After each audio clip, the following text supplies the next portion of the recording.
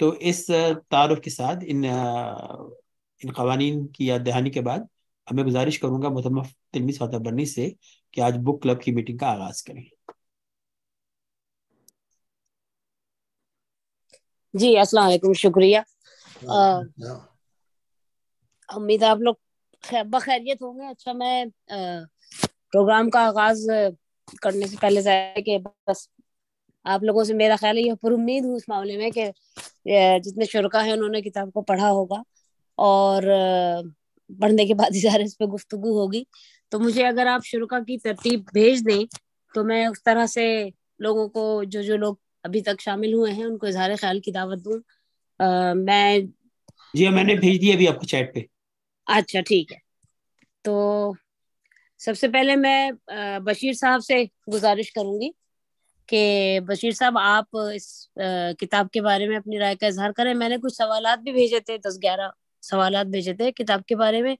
تو اگر ان میں سے کسی سوال کا آپ جواب دینا چاہیں تو، یا اپنی طرف سے کوئی کسی رائے کا اظہار کرنا چاہیں، یا اپنی طرف سے آپ کا کوئی سوال ان سوالات سے ہٹ کر بھی ہو تو بھی کوئی حرج نہیں. لہٰذا میں اس وقت آپ کے حوالے ہے مائک. آپ اس موضوع پہ کیا کہنا چاہیں گے؟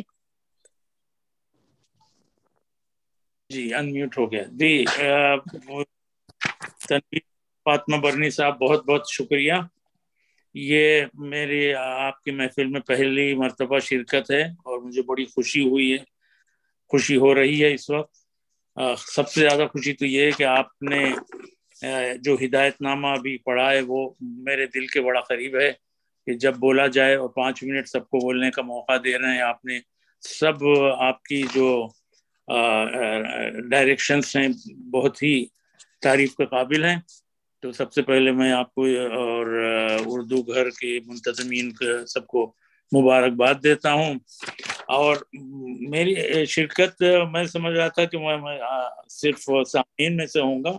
ویسے میں نے کتاب پہلے بھی پڑھ چکا ہوں کئی ایک آدھ مرتبہ ان کے دونوں اس میں. صرف جو آپ نے ہدایت نامہ بھیجا تھا کہ اس میں اس کو میں کچھ بات واقعی کچھ سمجھ نہیں سکا. ان کی باتیں کیا جملے تھے ایک آدھ جو آپ نے لکھے تھے خاص طور سے وہ اس وقت میرے سامنے نہیں ہے. بہرحال مشفق خواجہ یا جن کو وہ کیا کہتے ہیں ان کا کتاب پھر میرے سامنے نہیں ہے اس وقت. تو ان کے جو آتے تھے یہ کتاب بڑی دلچسپ ہوتی تھی. ان کے بارے میں مشہور تھا کہ وہ پہلے اپنا نام ظاہر نہیں کرتے تھے نا. کس نام سے لکھتے تھے ابھی میرے ذہن میں نہیں آ رہا. مشفق خواجہ کیا نام تھا کتاب کے؟ تو کوئی خامہ بگوش کے نام سے لکھتے تھے. خامہ بگوش کے نام سے. تو اکثر لوگ شروع میں نہیں جانتے تھے، پھر بعد میں لوگوں کو پتہ لگا کہ یہی ہیں. تو یہ میرا خیال اچھا لکھتا. مجھے تو بڑا مزہ آتا تھا. طنزاً زیادہ تھا اور دوسری بات میرا خیال طنز بھی ہوتا تھا جس میں نصیحت شامل ہوتی تھی. اور لوگ تو بہت خوش ہوتے تھے. جن کا بھی نام آتا تھا ان کے لیے ایک سرٹیفکیٹ ہوا کرتا تھا. جیسا میں نے ان کا بشیر بدر کا پڑھا تھا، پورے تقریباً پڑھا ان کے بارے میں. تو ان کے اچھا انہوں نے کافی ان کے لیے لکھا. طنز ان کی جو کچھ مشاعرے میں ان کی کمزوریاں تھیں بشیر آپ، تو اس کے بارے میں کافی اچھا لکھا کہ وہ مشاعرے میں آ کے لوگوں سے درخواست کرتے تھے کہ بھئی یہ سنیے، تعریف سنیے، مطلب تعریف کیجئے، واہ واہ کیجئے. تو یہ ذرا سا ان کا تھا. ان کے فن پہ ہی ہم لوگ اعتراض کر سکتے ہیں. تو یہ ان کی تھوڑی سی کمزوری تھی. ویسے شاعر اچھے تھے بشیر بدر، اور ان کے بارے میں جو لکھا، ان کی اہلیہ کے بارے میں بھی جو لکھا وہ بھی بڑا دلچسپ اور مزاحی انداز میں لکھا. پسند آیا مجھے بھی اور سب کو پسند آیا ہوگا. اچھا. اور یہ تو خیر گزرے ہوئے ان کو بھی کئی سال ہو چکے ہیں اپنے مشفق خواجہ صاحب کو. تو انہوں نے بہت سوں کے بارے میں لکھا اور خاص طور اور کون سے ہمارے جو سفر نامے لکھے ان کی بھی اچھے سفر، ان کے بارے میں بھی اچھا طنزاً اور مزاحین اچھا لکھا تھا، جس میں ہمارے لکھنے والوں کے لیے بھی تھوڑی سی نصیحت ہو سکتی ہے، جو لکھتے ہیں، کہ جیسا وہ خاص طور سے لکھتے تھے کہ جب وہ اس میں جاتے تھے اپنی اس میں ایک خاتون ضرور ہوتی تھی ان کے سفر ناموں میں. تو بہرحال یہ میرا خیالات ہیں. اگین شکریہ آپ کا بولنے کا، بس اتنا ہی، پھر آگے شکریہ بہت، بس. جی شکریہ معذرت چاہتا ہوں بشیر صاحب. بشیر جی جی اصل میں بات یہ کہ مشفق خواجہ جن کی یہ کتاب ہے خامہ بگوش قلم سے، انہوں نے بہت باقاعدگی کے ساتھ جیسے کالمز لکھے ہیں مجھے سالوں میں مختلف رسائل میں چھپے. میں اس موضوع پہ ظاہر ہے کہ بعد میں بات کروں گی، جی اور جب ہمارا پروگرام سے کہتے ہیں کہ جب آپ سب لوگ اپنے رائے کا اظہار کر لیں گے. اب میں دعوت کلام دوں گی جناب شیخ اعجاز صاحب کو. محترم شیخ اعجاز صاحب، آپ اس موضوع پہ جو چاہیں کہنا چاہیں کہیں، چاہے تو سوالات کے جو بھیجے گئے ان کے بارے میں بات کریں، یا آپ کا اپنا کوئی نقطۂ نظر ہو تو اس بارے میں آپ کیا کہنا چاہیں گے؟ ہاں، بہت شکریہ. میں اصل میں اس کتاب کے متعلق جو کچھ میں نے پڑھا، اس میں مجھے جو چیز میں اپنی انٹرسٹ کی چیزیں بتانا چاہ رہا ہوں، جو میں متاثر ہوا جس چیز سے. اس میں چونکہ بے شمار لوگوں کی سمجھ نے تھوڑا بہت اس میں حوالہ جات ہیں، یا ان کی جو زندگی ہے اس کے متعلق، یا ان کی شاعری کے اوپر بے شمار تو ہم نے پڑھ بھی لیے ہیں، لیکن میں جو سب سے زیادہ متاثر ہوا کہ اس میں غیر معروف شعراء، غیر معروف ہستیوں کا ذکر ہے، جو ایک قابل سب تحسین بات ہے. تو میں نے کتاب سرسری پڑھی، لیکن میری عادت یہ ہے کہ میں دیباچہ پہلے پڑھ لیتا ہوں. تو اس میں یہ میری عادت اس وجہ سے اس کتاب کا جو دیباچہ انہوں نے جو لکھا ہے کیا اس کا، تو وہ مجھے بہت پسند آیا. اس میں سے کچھ چیزیں میں نے نوٹ کی ہیں. تو ایز اے ہول کتاب بہت اچھی ہے. جن لوگوں کو شوق ہے کسی کے حالات زندگی یا شاعری یا مختلف، انہوں نے کسی کو بھی نہیں جو چھوڑا. یہاں تک کہ آپ جو مرحوم شعراء تھے ان کو لے لیجئے، جو موجودہ ہیں، بیچ کے درمیان جو ہمارے وقت کے ہیں، ان سب کو انہیں کور کرنے کی کوشش کی ہے. اس میں جو کچھ میں نے ان کے دیباچے میں میری اتنی مشغولیت ہو گئی کہ میں پوری کتاب ابواب کے حساب سے نہیں پڑھ سکا، سرسری طور پر میں نے پڑھی ہے اس میں. تو میرا ان کی کچھ چیزیں میں نے نوٹ کی ہیں خانہ بگوش قلم سے، تو یہ میں بیان کر رہا ہوں. جو تو ایک بات انہوں نے جو لکھی، ہماری یہ ایک کتاب اور ان کا جو انہوں نے دیباجے کا نام جو لکھا غلط نامہ، یہ ایک بڑی امپریسو چیز رہی. اور اس نے مجھے زیادہ انسپائر کیا کہ میں اس کو دیباجے کو پورا 2-3 دفعہ میں نے پڑھا. اس کو پڑھنے سے میں اتنا منہمک ہوا کہ وقت کا پتہ نہیں لگا. اور پھر میں اس میں کوشش یہ کرتا رہا کہ اس میں سے کچھ ایسی چیزیں آپ لوگوں کے سامنے پیش کروں، کیونکہ وقت تو کم ہے اور کہنے کو بہت کچھ ہے. تو یہ چیزیں میں نے نوٹ کی ہیں، وہ میں آپ کو پہلی چیز میں نے جو نوٹ کی ہے ان کے الفاظ ہیں: کسی دوسرے کی کتاب پر لکھنے میں یہ آسانی ہوتی ہے کہ پڑھے بغیر ان کی وہ خوبیاں تلاش کر لی جاتی ہیں جو اس میں نہیں ہوتی. اپنی کتاب کی جھوٹی تعریف تو الگ رہی، سچی تعریف بھی نہیں کی جا سکتی، کیونکہ خدشہ یہ ہوتا ہے کہ اسے بھی جھوٹ ہی سمجھا جائے گا. دوسری بات جو میں نے نوٹ کی ہوئی ہے، ہم سے وہ لوگ عموماً ناراض ہوتے ہیں جن کو موضوع بنا کر ہم اظہار خیال کی جرات کرتے ہیں، حالانکہ ہم نے جو کچھ لکھا ہے ہمیشہ نیک نیتی سے لکھا ہے. مگر آج کل نیت کون دیکھتا ہے؟ صرف وہی دیکھا جاتا ہے جو کاغذ پر لکھا ہوتا ہے. کیا زمانہ آ گیا ہے کہ لکھنے والے کو غلط سمجھا جاتا ہے اور تحریر کو درست.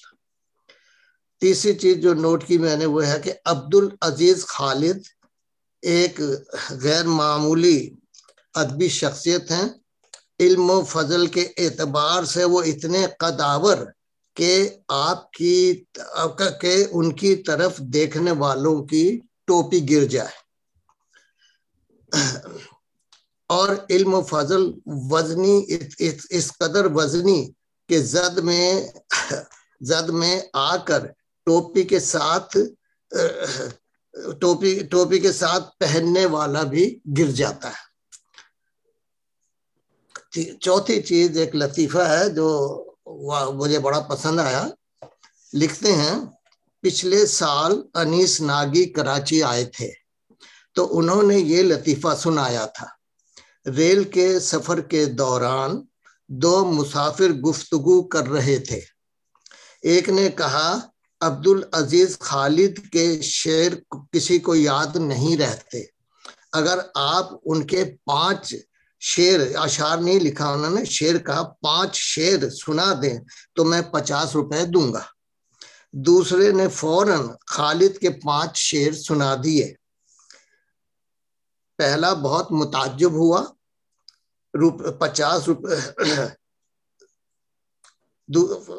اس نے جیب سے 50 کا نوٹ نکالا اور شرط جیتنے والے کے حوالے کرتے ہوئے کہا اپنا تعارف تو کرائیے. شرط جیتنے والے نے نوٹ اپنی جیب میں رکھتے ہوئے کہا میں ہی تو عبدالعزیز خالد ہوں. تو یہ جو ایک لطیفہ. اس کے بعد اور بھی بہت سی چیزیں ان کی کتاب میں ہیں جس سے کہ آپ کو معلومات بھی ہوتی ہیں اور ساتھ میں آپ کا وقت بھی اچھا گزرتا اور اتنے منہمک ہو جاتے. اور پھر سب سے بڑی بات کہ آپ کو بے شمار ایسی ہستیوں کے حالات زندگی معلوم ہو جاتے ہیں، ان کے کارناموں کا پتہ لگتا ہے، ان کی سخنوری کا آپ کو پتہ لگ جاتا. تو اس لحاظ سے میں کہوں گا کہ یہ کتاب ہر ایک کو پڑھنی چاہیے. بہت شکریہ.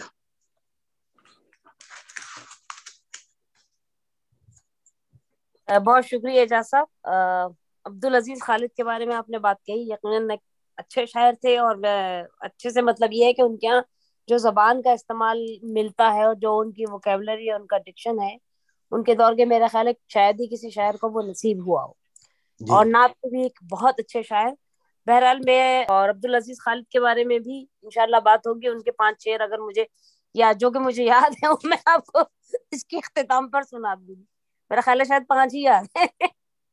چلے سلمان کی طرف آتے ہیں، پھر اس کے بعد رضوان صاحب، اور پھر صوفیہ کا میسج بھی آپ نے شاید مجھے بھیجا تو میں چاہوں گی کہ ہم سنیں اسے.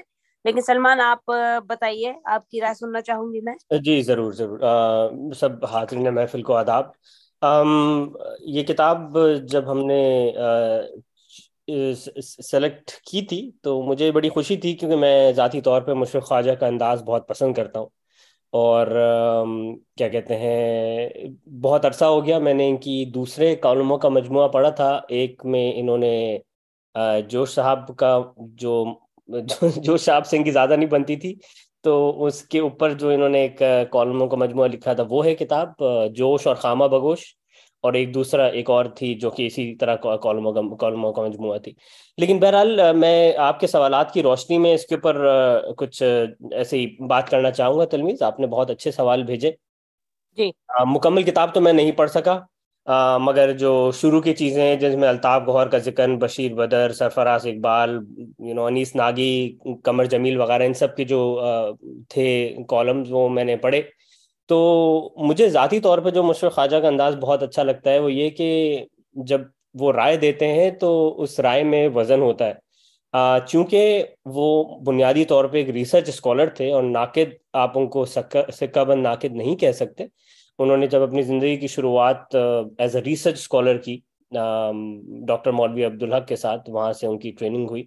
تو ایک تو چیز یہ، اور دوسری یہ کہ ہمارے ادب میں ہمیشہ سے گروپ بندیاں رہی ہیں، اور مشفق خواجہ بھی اوبیسلی ایک سائٹ پہ یا کسی کو فیور کرتے تھے یا نہیں کرتے تھے. ہم ہمیشہ سے یہ مسئلہ رہا ہے. لیکن کم سے کم کالم کی حد تک ہلکے پھلکے انداز میں چوٹ کرنا اور وہ جو آپ کا ایک سوال تھا کہ آپ کے خیال میں یہ کتاب محض کالموں کا مجموعہ ہے، اور دوسرا اسی سے جڑا ہوا سوال کہ مصنف کا اسلوب جو ہے وہ زبان ادبی ہے یا محض فکرے بازی، تو میرے خیال سے تو یہ ہرگز آپ اس کو ایک ٹپیکل جو کالموں کا مجموعہ ہوتا ہے یہ کہنا چاہیے، ایک جو عام سطح کے کالم ہوتے ہیں ان سے آپ اس کو بلند سطح پہ ہی رکھتے ہیں. ٹھیک ہے، بہت زیادہ جو وہ کیا کہتے ہیں استعمال کرتے ہیں اپنی فکر بازی اور طنز اور مزاح کی جو کیفیت استعمال کرتے ہیں، اس میں ایسے ایسے چٹکلے چھوڑ جاتے ہیں کہ بے اختیار ہنسنے کو جی چاہتا ہے. یعنی اسی وجہ سے یہ جو ہے محض فکر بازی نہیں ہے، کیونکہ یہ نثر لکھنا بظاہر آسان لگتا ہے لیکن بہت ہی لطیف پیرائے میں ایک ادبی نقطہ نظر پیش کرنا ہے، کسی کا کاؤنٹر آرگومنٹ پیش کرنا اور اچھی اردو میں پیش کرنا ایک آسان بات نہیں ہے نا. مختلف چیزیں جس طرح ایک چھوٹے چھوٹے فکرے وہ لکھتے چلے جائیں گے کہ تحقیقی اجتہاد، وہ کہنا یہ چاہ رہے تھے کہ ایسا تحقیق میں کہیں نہیں ہوا پہلے، اور ان صاحب نہیں پہلی دفعہ ایسی نئی یہ لے کے آئے ہیں، تو تحقیقی اجتہاد. ایک اور دوستوں کے بارے میں کہ جب ان کی آپس میں بننی بند ہو گئی تو بھئی جب دوستی کے سائے گہرے ہوئے، اس طرح کر کے چھوٹے چھوٹے جملے ہیں جو کہ فکرے ہیں جو کہ میں نے کم سے کم ذاتی طور پہ بہت بہت ہی زیادہ میں نے لطف اٹھایا. اور ابھی خیر کتاب جاری ہے، میں ختم تو نہیں کی ہے. اس کے علاوہ کیا کہتے ہیں، آپ نے ایک سوال کیا تھا کہ وسیع اور عمیق مطالعے میں کیا فرق ہے. یہ انہوں نے ساقی فاروقی کے بارے میں لکھا ہے ان کے سیکشن میں. تو ساقی فاروقی کے بارے میں انہوں نے تعریف بھی کی لیکن ساتھ ساتھ نشاندہی بھی کر دی. تو بہرحال انہوں نے یہ کہا کہ بھئی ساقی کی جو رائے ہوتی ہے وہ مختلف موضوعات کے اوپر ہوتی ہے اور اس کے پیچھے کچھ نہ کچھ تحقیق ضرور ہوتی ہے. اور پھر بریکٹس میں لکھا کہ بھئی یہ رائے لیکن وسیع مطالعے کا نتیجہ ہے، عمیق مطالعے کا نہیں. تو کہنے کا مقصد یہ ہے کہ ٹھیک ہے آپ نے ایک رائے پہ پہنچے ہیں اور مطالعے کے بعد پہنچے ہیں، لیکن آپ اس معاملے کی گہرائی یا اس موضوع کی گہرائی میں نہیں اتر سکے. تو یہی فرق ہے وسیع اور عمیق میں. اور مشفق خواجہ کے بارے میں اپنے طور پہ یہ بات مشہور ہے کہ ان کی بھی جس طرح ہمارے یہاں کچھ ادیبوں کی اور شعراء کی فوٹوگرافک میموری رہی ہے، ان کے بارے میں مشہور تھا کہ ان کی بھی فوٹوگرافک میموری ہے. جو یہ چیز ایک دفعہ پڑھ لیتے تھے اس کا پھر یہ بغیر کتاب کھولے حوالہ دے سکتے تھے، اور ان کی جو ہزاروں کتب کی لائبریری تھی اس میں ان کو ایک ایک کتاب کی جگہ موجود تھی، اور صفحہ نمبر بتاتے تھے کہ بھئی یہ صفحہ ہے، یہاں پہ یہ بات لکھی ہوئی ہے. تو اس وجہ سے ان کو جو ہے آپ سڈنلی عمیق اور وسیع دونوں طرح سے انہوں نے اپنا مطالعہ تو کیا. تو لیکن بہرحال وسیع اور عمیق کا جو فرق انہوں نے چوٹ کی ساقی فاروقی کے اوپر ہلکی سی، وہ بہت بہت خوبصورت لگی.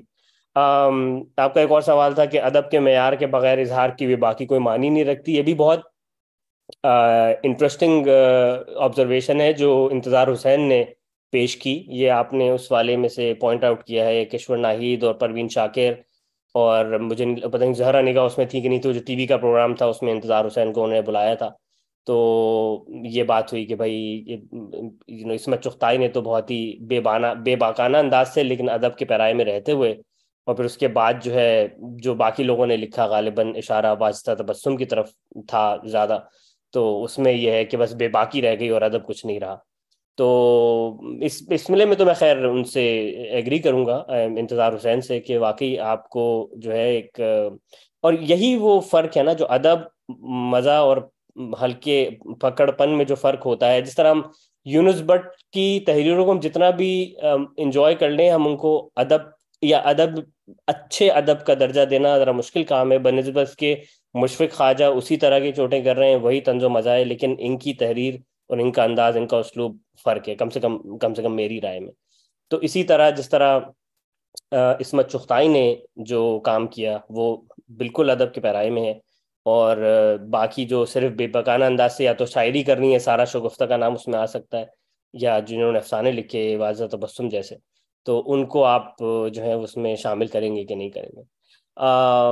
من مختصراً یہ کہ بہت ہی میں ذاتی طور پہ اس طرح کی کتابیں بہت انجوائے کرتا ہوں. دوسرا یہ کہ یہ بالکل یہ ریلیونٹ فرسٹ آف آل تو اس لیے ہے کہ آپ اس کو پڑھ کے سیکھ سکتے ہیں کہ کالم یا تنقید یا ہلکی پھلکی طنز و مزاح کرنا کیسے چاہیے، اور انہی لوگوں کے بیچ میں رہتے ہوئے جن کے بارے میں مسلسل کالم لکھنا. اور دوسرا یہ کہ کالم ان کے آتے بڑے ٹائملی کالمس ہیں، جیسے ہی کتاب آئی اس کے فوراً کالم آ گیا. تو سمجھے ایک چیز ایک کرنٹ میں چل رہی ہے نا, کہ ایسا نہیں ہے کہ ایک چیز آج شائع ہوئی اس کے 2 سال کے بعد کوئی اس کے اوپر لکھ رہا ہے. آج کل اکثر میں دیکھتا ہوں کہ یہی ہوتا ہے. ایک تو یہ کہ رسالوں کا سلسلہ وہ سب چیزیں بھی آہستہ آہستہ ختم ہوتی جا رہی ہیں, تو انسٹنٹ ریئیکشن نہیں آتا. اب اگر کوئی چیز اچھی بھی آ جائے یا بری بھی آ جائے, اس کے بارے میں کبھی کوئی چیز تحریر پڑھنے کو ملتی ہے, کم سے کم اس کی کوئی صائب رائے آپ کو کہیں سے نہیں ملتی.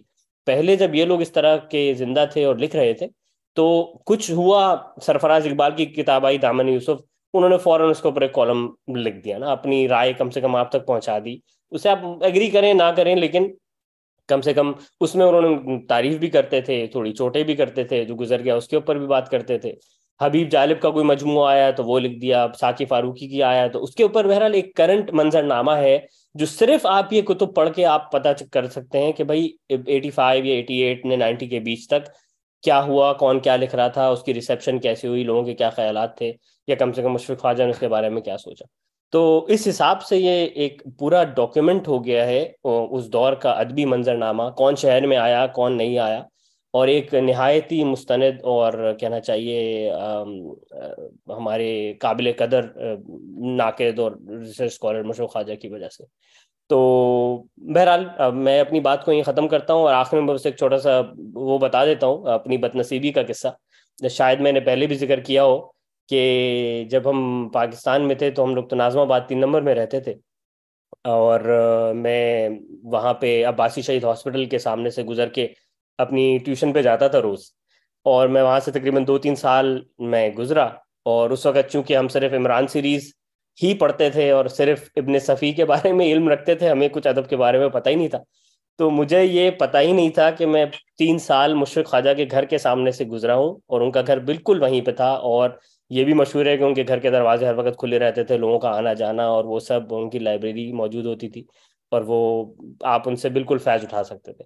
تو اگر یہ بات میرے علم میں ہوتی تو شاید میں بھی کچھ سیکھ لیتا, لیکن بہرحال اس بات کا افسوس ساری عمر رہے گا کہ ایک اتنے بڑے اسکالر اردو کے بالکل موجود تھے, اور مجھے یعنی اس سے میری کم علمی کا تو پتہ چلتا ہی ہے, لیکن اس ماحول کی بھی آپ سمجھیں اس کا پتہ چلتا ہے کہ مجھے کبھی کسی نے نہیں بتایا بھائی یہاں پہ ایک مشفق خواجہ صاحب رہتے ہیں, جو کہ اردو کا بہت بڑا نام ہے ہر طرح سے.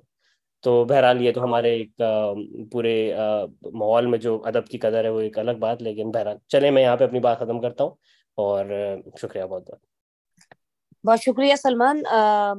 ابھی آپ نے وسیع اور عمیق مطالعے کے بارے میں, یا جو خواتین کی جو صورتحال تھی ادب کے بارے میں, ان تمام موضوعات پہ انشاءاللہ پروگرام کے بعد میں جب ہم مطلب ایک کہتے ہیں مجموعی طور پر بات کریں گے تو پھر اس موضوع پہ بھی تھوڑا بہت بات کر لیں گے.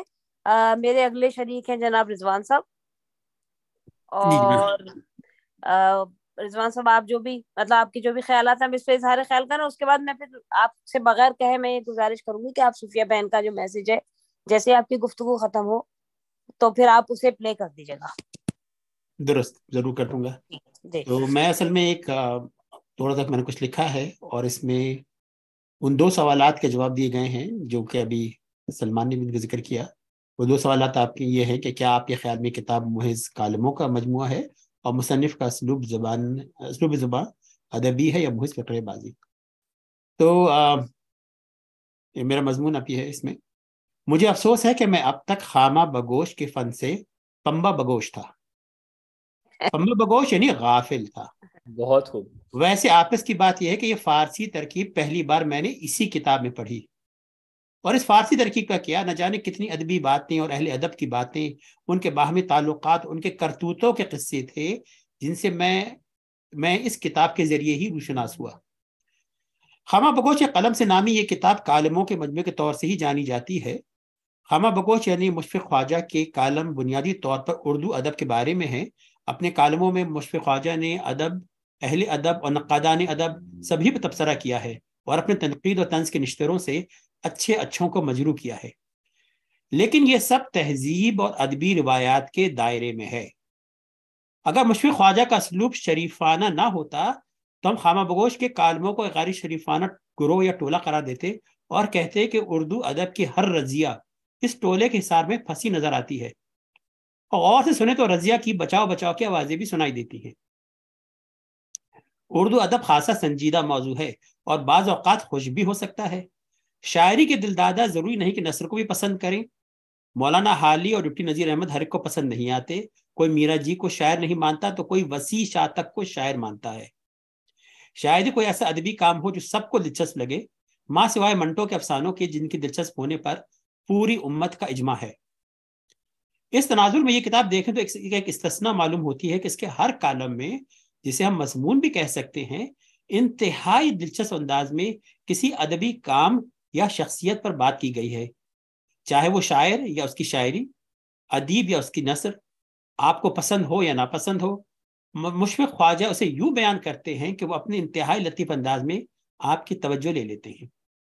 مشفق خواجہ ہر ادیب، شاعر یا محقق میں پہلے خلوص نیت کے ساتھ عیب ڈھونڈتے ہیں اور مختلف زاویوں سے ٹھونک پیٹ کر اچھی طرح کھوٹ تلاش کرتے ہیں۔ جب خامی نظر آ جائے تو مطمئن ہو جاتے ہیں کہ کالم لکھنے کے لیے کچھ مل گیا، اور پھر اللہ کا نام لے کر وہ اپنے کالم میں اس عیب کا پردہ چاک کرتے ہیں۔ کہتے ہیں کہ اس طرح پبلک میں سقم کی نشاندہی غیبت میں شامل نہیں ہوتی، لیکن قاری کو یہ عیب جوئی بری نہیں لگتی، ویسے بھی دوسروں کے عیب دلچسپ ہی لگتے ہیں، ویسے بھی دوسروں کی غیبت دلچسپی لگتی ہے۔ خامہ بگوش کا انداز بیان شگفتہ ہے، جس میں طنز کی کھٹاس اور مزاح کی چاشنی ہے، لیکن پیرائے بیان اس قدر خوبصورت ہے کہ وہ خشک سے خشک بات بھی لطافت کے ساتھ کہہ جاتے ہیں۔ یہ انداز تحریر کوئی فقرے بازی یا جگت بازی نہیں، بلکہ ادبی تنقید اور تنقیص ہے، جس کا پیراہن ظرافت کا ہے۔ اس میں تنقید بھی ہے اور تبصرہ بھی۔ یہ اخبار اور جریدے کا کالم نہیں، بلکہ طنز و مزاح سے بھرپور ادبی مضامین معلوم ہوتے ہیں۔ مثال کے طور پر اردو مزاح میں یہ روایت ہے کہ مزاح نگار کسی فرضی کردار کی تخلیق کرتے ہیں اور انہی کرداروں کو بار بار اپنے مضامین یا کہانیوں میں استعمال کرتے ہیں۔ مثال کے طور پہ شفیق الرحمان کے ہاں انجینئر، فلاسفر، کیمسٹ اور ڈاکٹر ہیں۔ مشتاق احمد یوسفی کے ہاں مرزا عبدالودود بیگ ہیں۔ اسی طرح خامہ بگوش کے ہاں استاد لاغر مراد آبادی کا کردار ہے، جس کے منہ سے کوئی مزے کی بات مکان میں کی صورت میں ادا کر کے خامہ بگوش اپنی بات کہہ جاتے ہیں۔ مثال کے طور پر ایک جگہ لکھتے ہیں، استاد لاغر مراد آبادی کا قول ہے کہ برے شعر کہنے سے بہتر ہے کہ آدمی نثری نظم لکھے، بالکل اسی طرح جس طرح کوئی شریفانہ زندگی بسر نہ کر سکے تو اسے خودکشی کر لینی چاہیے۔ خامہ بگوش کے طرز تحریر میں یوسفی کا رنگ اور بھی کئی طریقوں سے چھلکتا ہے۔ یوسفی کی طرح ان کا مزاج سلجھا اور پختہ ہے، جیسے قصائص، یعنی قصب، جو اردو جو قصے کی جماعت قصص ہوتی ہے لیکن کسی نے قصائص استعمال کیا، اس کے بارے میں لکھتے ہیں، قصائص از روئے لغت غلط، از روئے لغویت درست۔ ایک اور جگہ لکھتے ہیں، خالی اوراق مطبوعہ اوراق کے مقابلے پہ اس لیے بہتر ہوتے ہیں کہ وہ کتاب خریدنے والے کو کسی آزمائش میں نہیں ڈالتے۔ جس طرح بعض ممالک میں قیدیوں کا تبادلہ ہوتا ہے، اسی طرح پاک و ہند کے درمیان غیر سرکاری سطح پر ادیبوں کا تبادلہ ہوتا ہے۔ اس طرح ان کے طنز کی کاٹ بھی بہت گہری ہے۔ ان کے سخن گسترانہ نمونے دیکھیے۔ یہ ان کی نادر کلامی کا نتیجہ ہے کہ غزلوں، مزاحیہ نظموں اور سحروں میں تفریق کرنا مشکل ہو جاتا ہے۔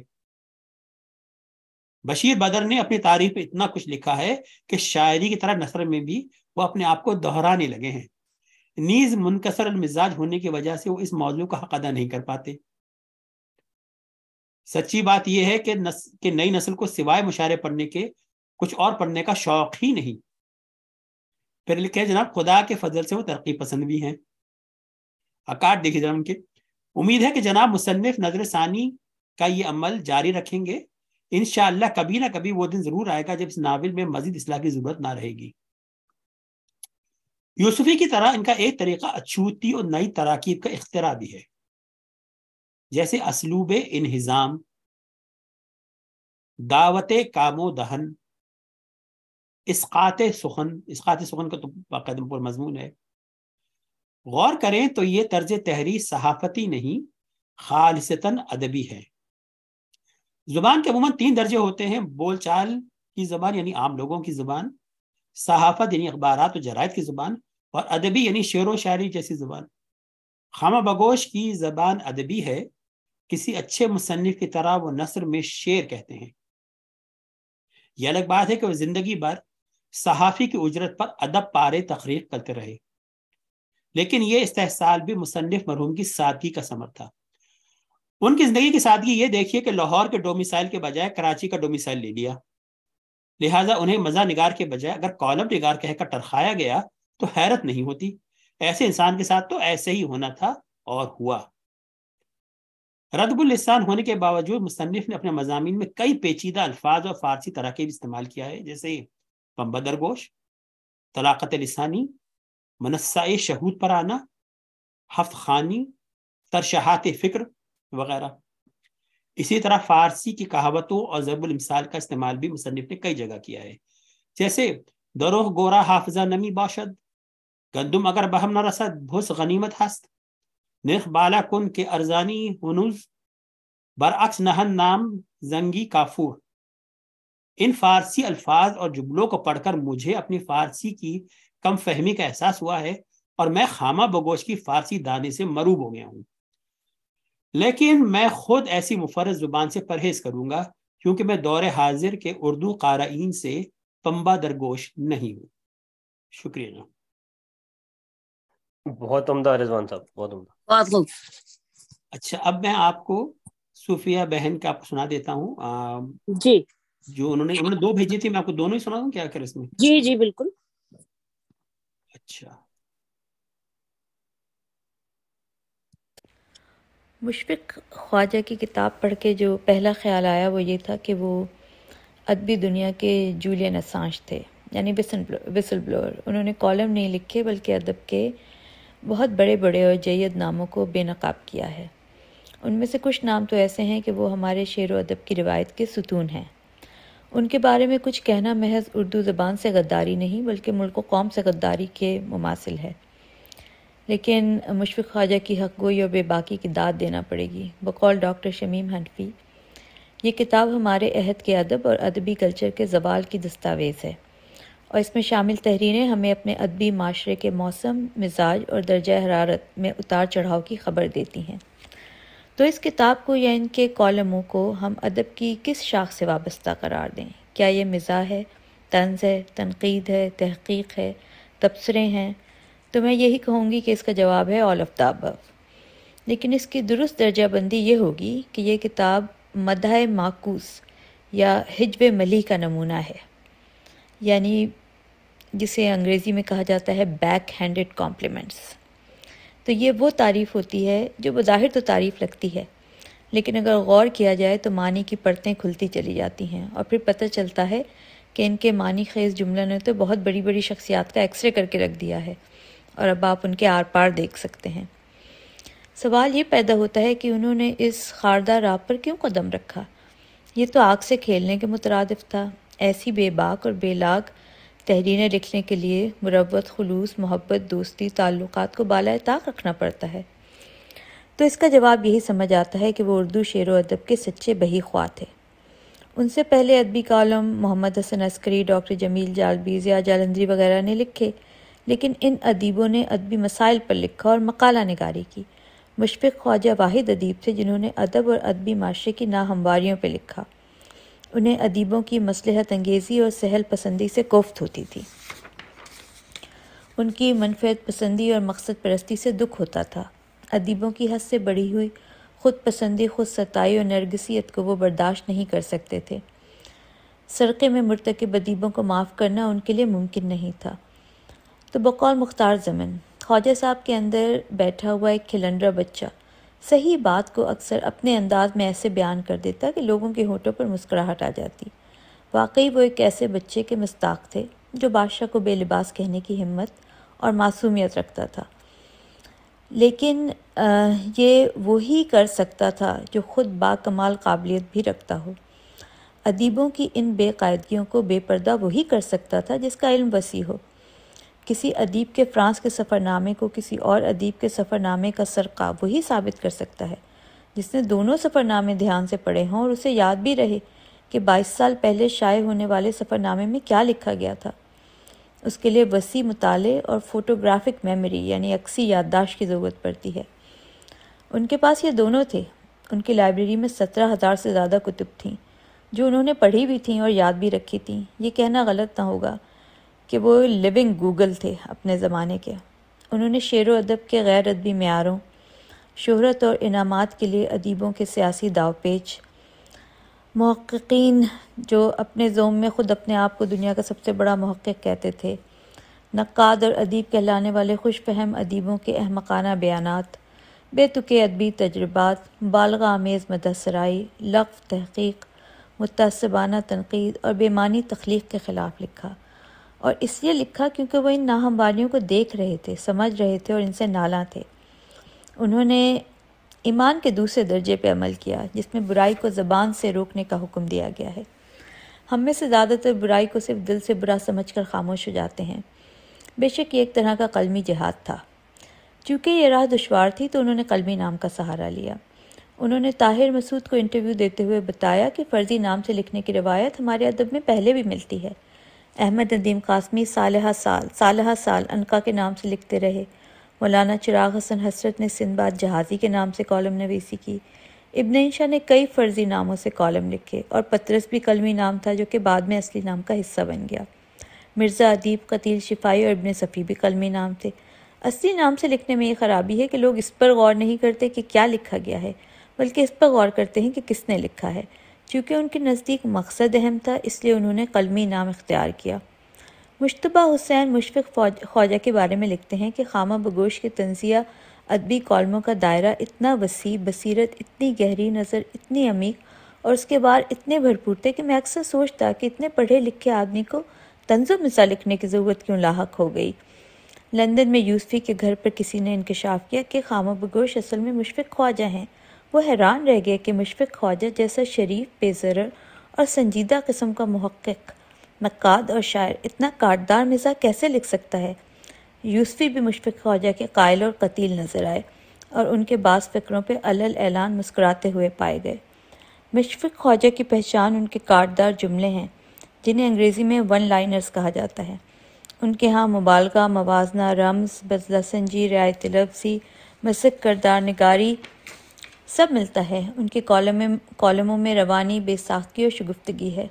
مزاح کے مقابلے میں طنز کا عنصر نمایاں ہے۔ ان کے کالموں کا بہت شدت سے انتظار کیا جاتا تھا اور ہر کالم ایک نئے تنازع کا باعث بنتا تھا۔ ان کے معنی خیز جملے ایسے ہوتے تھے کہ ان کا ڈسا پانی نہیں مانگتا تھا۔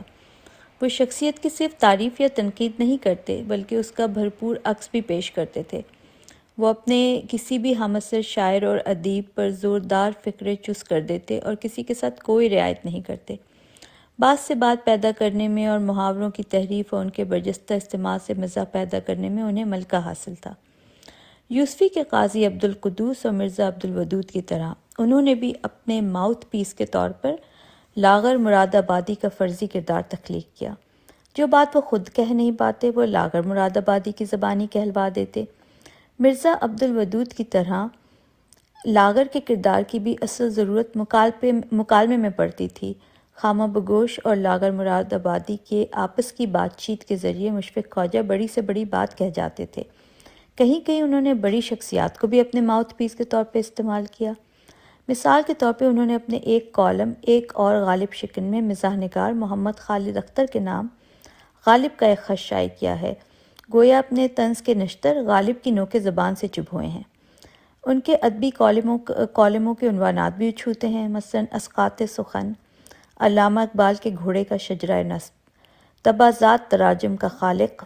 آپ یہ دیکھ سکتے ہیں کہ یہ ایک آکسی مورون ہے تبازات تراجم، اور جو انہوں نے صنعت تضاد لفظی جو بڑی خوب استعمال کی ہے۔ دنیا دار صوفی، یہ بھی آکسی مورون ہے۔ خود نوش صوفی، الفاظ یا آلات حرب و ضرب، تو یہ سارے بہت ہی دلچسپ عنوانات ہیں۔ کہیں کہیں انہوں نے سنجیدہ مسئلوں پر لطیف انداز میں قلم اٹھایا ہے۔ مثلاً مجروح کے کثرت سے انگریزی اصطلاحات استعمال کیے جانے پر لکھا ہے، اتنی زیادہ انگریزی جناب مجروح کی زبان سے اچھی نہیں لگتی، ہمیں ڈر ہے کہیں جدیدیے مجروح صاحب کی پیروی میں انہیں وونڈڈ سلطان پوری نہ کہنے لگیں۔ ترقی پسند تحریک کے بارے میں لکھتے ہیں، اگر کوئی شخص ہر وقت یہ کہتا رہے کہ میں عاقل و بالغ ہوں تو اس کا عاقل و بالغ ہونا مشکوک ہو جائے گا۔ یہی حال پاکستان کے ترقی پسندوں کا ہے۔ الغرض مشفق خواجہ کا طنز لطیف کو کہ کانٹے کی طرح چبھتا ہے، لیکن اس کا اصل مقصد تربیت اور تنبیہ ہے۔ ان کے یہ خاکے جنہیں وہ کیریکیچرز یا بقول یوسفی صاحب مس خاکے کہنا زیادہ درست ہوگا، ان کی سوچی سمجھی برگشتگی غصے اور افسردگی کے ترجمان ہیں، لیکن ان میں ان کا خلوص اور ادب کی بے لوث خدمت کا جذبہ نمایاں ہے۔ ان کا وار کاری ضرور ہے، لیکن ان کا ہدف ان کے فکروں کی داد دیے بغیر نہیں رہ سکتا۔ تو یہ ایک دوسری ریکارڈنگ بھی میں بھیج رہی ہوں، اگر وقت ہو تو اس کو بھی پڑھ دیجیے گا۔ یہ کچھ سوالوں کے جواب ہیں جو تلمیذ نے سوال بھیجے تھے۔ میں نے سارے سوالوں کے جواب تو نہیں لکھے، لیکن کچھ کے اوپر قلم اٹھایا ہے اور اپنی طرف سے جواب دینے کی کوشش کی ہے، تو ان جوابوں کا درست ہونا بالکل ضروری نہیں ہے۔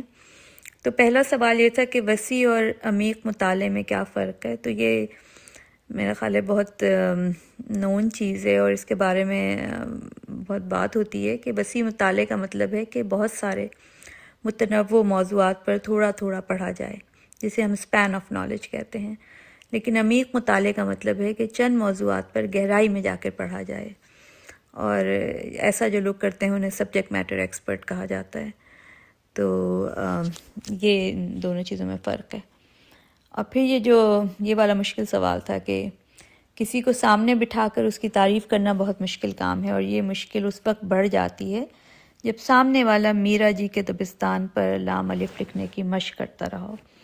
تو تلمیذ نے پوچھا تھا اس جملے کا کیا مطلب ہے؟ تو اب یہ تو مجھے فوراً سمجھ آ گئی کہ یہ جملہ غالب کے مصرے کی طرف اشارہ ہے، جو غالب نے لکھا ہے کہ مجنوں لام الف لکھتا تھا دیوار دبستاں پر۔ تو غالب کے شعر کے مطلب تو میرے ذہن میں واضح ہیں۔ وہ غالب کہتے ہیں کہ ہم اس وقت سے فنا کے ایک طرح سے ماہر سمجھے جاتے ہیں، یا ہم فنا جو ہے اس کی پریکٹس کر رہے ہیں۔ جب مجنوں اس سبق کی ابتدا کر رہا تھا تو مجنوں اسکول کی دیوار کے اوپر الف بے نہیں لکھتا تھا، بلکہ لام الف لکھتا تھا، جو کہ اگر آپ ملائیں تو لا بنتا ہے، جس کے جو فنا کے لیے یوز ہوتا ہے۔ تو یہ اس کی طرف اشارہ ہے۔ تو لیکن اب میرا جی اور فیض، ان کا فنا سے کوئی تعلق نہیں ہے۔ میرا خیال ہے انہوں نے یہ اس وقت اس کو استعمال کیا ہے، اس شعر غالب کے مصرے کی طرف اشارہ کیا ہے اور اس کی تحریف کی ہے، تو اس کی وجہ یہ کہ وہ یہ کہنا چاہ رہے ہیں کہ میرا جی کی طرح وہ بھی لکھنے کی مشق کرتے تھے۔ دراصل اگر آپ تھوڑا سا بیک گراؤنڈ دیکھیں تو الطاف گوہر نے فیض کے اعزاز میں ہونے والی تقریب میں فیض کے بارے میں یہ مضمون پڑھا تھا۔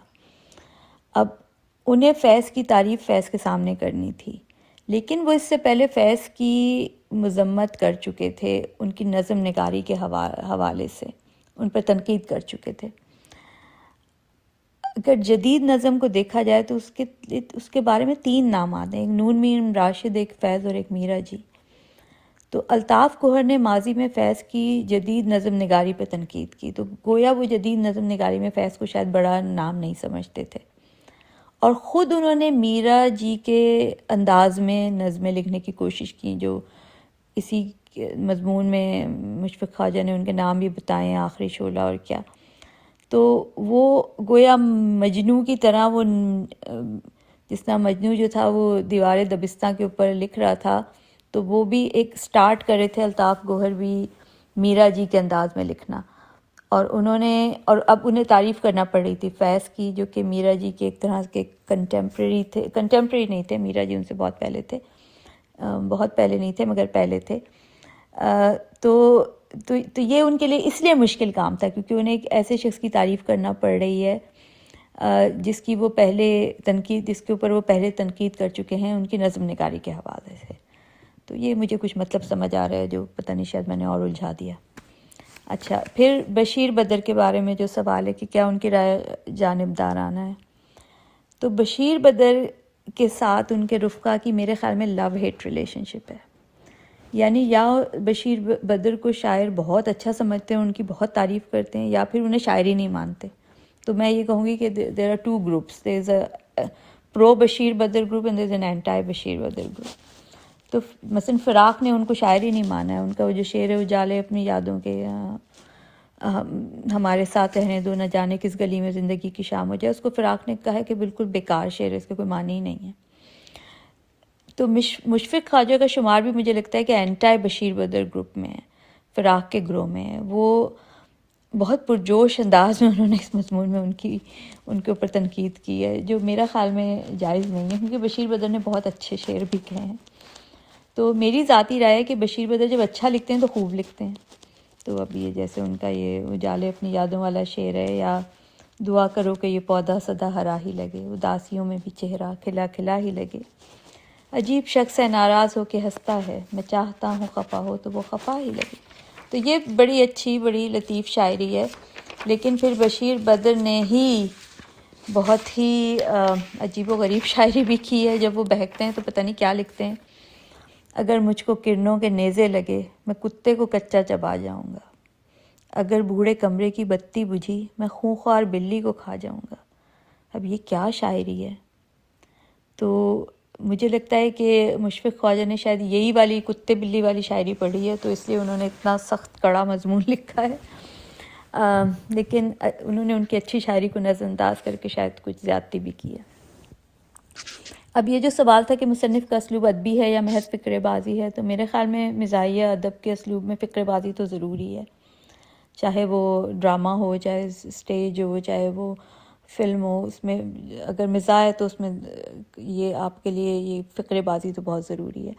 لیکن یہ تحریریں اخبار کے کالم تھیں، اس لیے ان کا عام فہم ہونا بھی لازمی تھا، تو اس لیے بھی ان میں فقرے بازی آ گئی.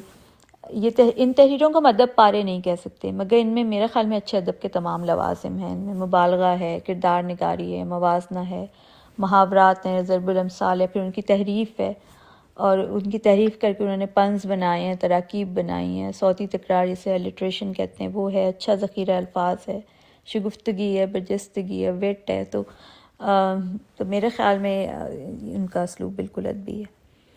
اور پھر ترجمے کے حوالے سے آپ نے ایک سوال کیا تھا کہ جو انہوں نے صفحہ 59 اور 60 پہ ترجمے کے حوالے سے لکھا ہے تو اس کے بارے میں ہماری کیا خیال ہے، تو ہمارا کیا خیال ہے. تو ترجمے کے حوالے سے جو واقعہ انہوں نے لکھا ہے مجھے تھوڑی مبالغہ رائی لگا کہ 3 دنوں میں اتنی ساری غزلوں کا ترجمہ، اور ترجمہ بھی نہیں کیا بلکہ تبازات لکھ دیا. تو لیکن ان کی بات شاید ٹھیک ہی ہو، کیونکہ ترجمے کے بارے میں ایک بہت مشہور مقولہ ہے جو کہ سب کو پتہ ہوگا کہ translation is like a woman, if it is beautiful it is not faithful, if it is faithful it is most certainly not beautiful. تو عباس تابش نے اسی بات کو مصرے میں ان کا مصرع ہے کہ خوبصورت ہے وفادار نہیں ہو سکتا. تو اگر جو ترجمے تھے وہ خوبصورت کیے گئے ہیں تو پھر وہ شاید تبازات ہی ہوں گے، اور تبازات ترجمہ جیسا میں نے کہا اس بیسکلی این آکسیمورون، صنعت تضاد لفظی کی مثال ہے، ترجمہ تبازات نہیں ہوتا. تو اور پھر جو یہ سوال تھا کہ کیا یہ کالم آج بھی برمحل ہیں، تو بالکل ہیں، کیونکہ پہلے تو ادیب کتابوں تک اور ٹی وی تک زیادہ سے زیادہ محدود تھے، لیکن اب تو سوشل میڈیا کی وجہ سے ناقص ادیبوں کی ایک فوج سامنے آ گئی ہے. تو اب تو وہ to separate the wheat from the chaff it's really difficult. تو ادیب اور شاعر بننا بہت آسان ہو گیا ہے. پہلے دیوان چھپانا، کتاب چھپانے میں پیسے خرچ ہوتے تھے، محنت لگتی تھی. اب تو آپ جو ہے بلاگ بنا لیں، فیس بک پیج بنا لیں تو مفت میں یہ کام ہو رہا ہے. تو اس لیے تو یہ جسے کہنا چاہیے پرولیفریشن جو ہو گئی ہے ناقص ادیبوں کی اردو ادب میں، تو اب تو مشفق خواجہ کی اور ضرورت ہے، ان کے کالم اور برمحل ہیں. اور پھر یہ آخری جو میں نے جواب لکھا ہے وہ نسائی ادب اور ریختی کے حوالے سے میرے خیال میں ان کا کوئی تعلق نہیں ہے، اور یہ بات ان کی اس بات سے میں بالکل متفق نہیں ہوں. پروین شاکر، ادا جعفری، کشور ناہید، بشرا رحمان، کسی بھی شاعرہ کے کلام کو پڑھ کے ریختی کا کبھی میرے دل میں خیال نہیں آیا. انہوں نے جو پروین شاکر کا ایک شعر لکھا ہے کمال ضبط کو میں خود ہی آزماؤں گی، وہ بھی مجھے کہیں سے بھی اس کو پڑھ کے وہ ریختی والے شعر یاد نہیں آتے. وہ شعر تو پتہ نہیں کیا ہوتے تھے، اور وہ کس زمانے کی عورتیں ہوتی تھیں اور کس زمانے کے شاعر ہوتے تھے جو ان عورتوں کی زبان کی کاپی کرتے تھے. تو وہ میرا خیال میں یہ ہماری شاعراؤں کے ساتھ بڑی زیادتی کی گئی ہے. ان کے کلام نسائی ادب کا ریختی سے کوئی تعلق نہیں ہے. تو یہ کچھ سوالوں کے میں نے جواب لکھے ہیں. شکریہ. تو یہ صوفیہ ضمیر صاحبہ کی ریکارڈنگ تھی. تلمیذ میں اوور ٹو یو. جی میں نے سن لی. انہوں نے ویسے تو خیر جو سوالات میں نے بھیجے تھے اس کے لیے کوئی شرط نہیں تھی کہ انہی سوالات کے جواب دیے جائیں یا سب سوالات کے جواب دیے جائیں، یا کسی بھی ایک سوال کا جواب اپنی طرف سے بھی آپ سوال ظاہر کر سکتے ہیں. دوسرے سوالات صرف اس لیے ہوتے ہیں کہ سہولت مطالعہ ہو, آپ کو کتاب کو سمجھنے میں آسانی ہو. تو اب یہ کہ آپ چونکہ آپ لوگوں کی گفتگو میرا خیال اب تو کوئی نہیں رہ گیا نا؟ نہیں اب کوئی نہیں رہا, سب ہو گئے. اچھا, تو اب میں 2-3 باتیں اس موضوع پہ کر لیتی ہوں جو ہمارے پروگرام میں ہوئی ہیں. ایک تو یہ کہ بشیر بدر کا جیسے ابھی ذکر ہوا, اور یہی کہ شاعری کا ذکر ہوا, اور بشیر بدر کے مجھے نہیں معلوم آپ لوگوں میں سے کسی نے بشیر بدر کو پڑھتے ہوئے سنا ہے مشاعرے میں؟ کسی لائیو مشاعرے میں آپ میں سے کسی نے بشیر بدر کو پڑھتے ہوئے سنا ہے؟ میں نے 2-3 مرتبہ شکاگو میں سنا ہے ان کو جی. تو بہرحال آپ لوگوں کو یہ اندازہ ہو جائے گا, یہ صرف میرا نہیں بلکہ کچھ شعراء کا بھی خیال ہے کہ بالکل داد بھیک مانگتے تھے, مانگا, بالکل داد مانگا کرتے تھے وہ لوگوں سے. اور ایک دفعہ میری اس موضوع پہ عشرت آفرین جو ہے شاعرہ, ان سے اس موضوع پہ بات ہوئی تو انہوں نے کہا کہ بھائی اگلے دن جب اس مشاعرہ نمٹ گیا اور ان سے بات ہوئی تو انہوں نے کہا کہ یہ مطلب انہیں بھی ان کا یہ اسٹائل یا ان کا یہ طریقہ پسند نہیں تھا. اردو ادب میں ایک اصطلاح بہت استعمال ہوتی ہے, اور اصطلاح کیا ایک سمجھ لیجیے مصرے کا ایک حصہ بہت استعمال ہوتا ہے. مجھے یاد نہیں کس کا ہے, یہ حافظ کا ہے یا سعدی کا ہے, لیکن کسی فارسی شاعر کا ہے. اور اصل مجھے جو محسوس ہوتا ہے کہ مانگے کی جو داد ہوتی ہے وہ بالکل بے داد ہو جاتی ہے, کم از کم شاعری کے لیے وہ بے داد, مانگے کی داد. اور جو جس فریز کو یا جس مصرے کو استعمال کیا جاتا ہے وہ ہے تحسین ناشناس سقوط سخن شناس. اور وہ اسی لیے استعمال کیا جاتا ہے کہ سقوط سخن شناس جو ہے وہ تحسین ناشناس سے بہتر ہے. اگر کوئی آپ کی شاعری پر داد نہیں دے رہا ہے تو اسے آپ مجبور نہ کریں کہ ضرور واہ کرے یا آہ کرے یا بہرحال جو بھی کرے. تو یہ بہت اہم بات ہے, اور ظاہر ہے آپ میں سے ہم میں سے ہر آدمی یہ بات جانتا ہے کہ خاموشی سے جو یعنی کہ خاموش رہ کر جو پیغام کمیونیکیٹ ہوتا ہے وہ بول کر کبھی نہیں ہوتا, اور جتنے مؤثر انداز سے ہوگا وہ پیغام جو ہے وہ پہنچتا ہے خاموشی کے ذریعے, کہ خاموش رہ کے میرا خیال ہے بول کر یا وہاں کے ذریعے نہیں پہنچتا. بہرحال تو اب یہ دو اس بات کی میں وضاحت کر رہی تھی, اور یہ اس معاملے میں ان کا رویہ, میں تو خیر سوال پوچھا تھا ماندانہ ہے, لیکن مجھے اندازہ ہے کہ یہ بات درست ہے اس لیے کہ میں نے انہیں پڑھتے ہوئے سنا ہے, اور مجھے اندازہ ہوا کہ یہ شکایت بیجا نہیں تھی ان کی. اور میں نے انہیں اتفاق کے بعد انہیں کراچی میں بھی سنا میں نے, اور پھر امریکہ میں بھی میں نے انہیں سنا ہے مشاعرے میں لائیو. تو بہرحال یہ ظاہر پاکستان کے آڈینس یا سامعین کچھ اور ہیں, امریکہ کے کچھ اور ہیں, لہٰذا صورتحال بھی مختلف ہے, لیکن بہرحال لیکن مزاج وہی ہے. اب دوسری جیسے دو چار باتیں, جیسے وسیع اور عمیق مطالعے کی بات کی تھی کا سوال میں نے کیا تھا, تو وسیع اور عمیق مطالعہ کا جیسے صوفیہ نے بھی اس بات کی وضاحت کر دی, اور میرے نزدیک بھی وسیع اور عمیق مطالعے میں ظاہر ایک تو وسیع مطالعہ یہ ہے کہ آپ نے بہت ساری کتابیں پڑھی ہیں, لیکن وسیع اور عمیق مطالعہ یہ ہے کہ آپ کو ان کتابوں کی آپ نے تجزیہ کیا, ان مضامین کا آپ نے تجزیہ کیا, اور اس کو آپ ان کریٹیکل تھنکنگ اسکلز کو آپ استعمال کر سکتے ہیں. مثلا یہ کہ یہ بات کسی بہت مشہور کسی استاد نے اردو کے کہی تھی کہ بہت افسوس کی بات ہے کہ جو پی ایچ ڈی کے مقالے لکھے جاتے ہیں اردو میں, اس میں 25-30 صفحے تو صرف حالات زندگی پہ شاعر کے یا کسی شاعر پہ اگر آپ پی ایچ ڈی کر رہے ہیں ضائع کر دی جاتے ہیں. کتنی شادی ہوئی, کتنے بچے ہوئے, کس سال میں کتنے بچے ہوئے, اور کون سے بچے کم عمری میں مر گئے اور کون سے بچے زندہ رہے.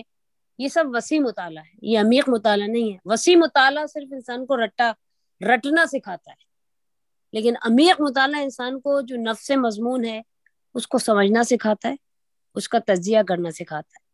اور عمیق مطالعہ یہ ہے کہ اگر آپ نے کوئی چیز پڑھی ہے تو اس کا آپ ایک فرض کر آپ نے فلسفہ ہی پڑھا ہے تو اس کا آپ اس چیز کو منطبق کر سکیں زندگی کی صورتحال پہ, نہیں کسی اور علم پر.